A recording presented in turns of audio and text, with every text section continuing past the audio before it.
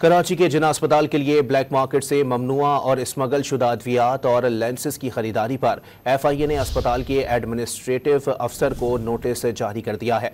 आपको बताएं कि कराची के जिना अस्पताल के लिए ब्लैक मार्केट से ममनुआ और स्मगल शुदा अद्वियात और लेंसेज की खरीदारी पर फेडरल इन्वेस्टिगेशन एजेंसी ने अस्पताल के एडमिनिस्ट्रेटिव अफसर को नोटिस जारी कर दिया है। जिना अस्पताल के लिए अद्वियात और लेंसेज ब्लैक मार्केट से खरीदे जाने का इंकशाफ हुआ है और इसी हवाले से FIA ने अस्पताल के एडमिनिस्ट्रेटिव अफसर को नोटिस जारी कर दिया है। कराची के सबसे बड़े अस्पताल जिना अस्पताल के लिए ब्लैक मार्केट से ममनुआ और स्मगल शुदा अद्वियात और लेंसेज की खरीदारी पर FIA ने अस्पताल के एडमिनिस्ट्रेटिव अफसर को नोटिस जारी कर दिया है।